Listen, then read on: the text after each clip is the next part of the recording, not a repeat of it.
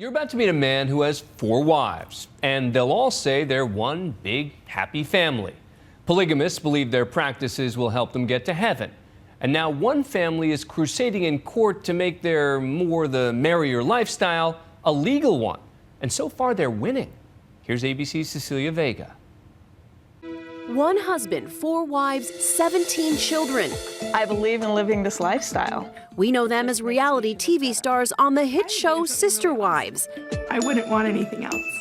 But now Hollywood's most famous polygamists have taken on a new, unlikely role as legal crusaders, embroiled in a courtroom fight over the fate of polygamy. Are you prepared to take this all the way to the Supreme Court if you have to? Absolutely. It is an epic battle. Kody Brown and all those wives, Mary, JANELLE, ROBYN, and Christine, against the state of Utah. We're moving so we can stay a family. We're going to move in 3 days. After the family flaunted their plural lifestyle on TV, authorities went after them, and the Browns fled Utah for Nevada. It's brain damage to move this group. Then they sued, claiming a First Amendment right to live how they want to live. It was really an issue of freedom of expression, freedom of love. Anybody should be able to organize their family according to how they choose. And they won the first American polygamy ruling in more than 130 years. A federal judge siding with them in December, declaring a key part of Utah's polygamy law unconstitutional. Kody Brown can openly live with his wives just as long as there is only 1 marriage license. And Kody is only legally married to Mary Brown. The others are his spiritual wives. It's nice, though, to not have the word felon attached to our names. Thousands of people living plural marriage in Utah now are free. The Browns say in their home, everyone is equal. But what about all the other polygamists living in the shadows? Is your family still growing? Yes, it will continue to grow. I may have another lady that comes into the family. I'm pretty sure I'll have more children that will come into the family. And so as the husband and the provider, then a lot of what I do is prepare for that. I met the Cawleys, all 22 of them, dad, 3 wives, 18 kids, last year. They too say the women here have a say, but do they really? Are you allowed to say as a wife, there's no more room? Not really, because the way I came in was that I believed that I belonged to Michael, and I can't say that there's nobody else who belongs to you. That's between Michael and God. I've also been inside the bizarre world of convicted pedophile Warren Jeffs and the FLDS.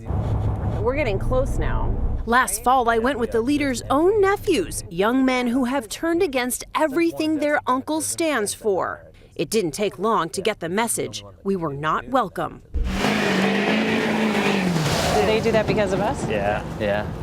Come on, get in. They had their own reality show too, Breaking the Faith, where they went back to their old neighborhood to try, they say, to free young women who still live there. I used to be on the God Squad, and I know how they act. Throughout our visit, the God Squad, the name given to Warren Jeffs' private security force, tailed us. So what's he trying to do right now? Is he trying to intimidate us? Intimidate us. There are no fences on this community. Why doesn't a girl who's 20, 21 years old just get up and go? They know nothing. They don't know where to go. Yeah, where are they going? Only thing they know is their bedroom, the kitchen, and the laundry room, and that's it. So no fences at all between?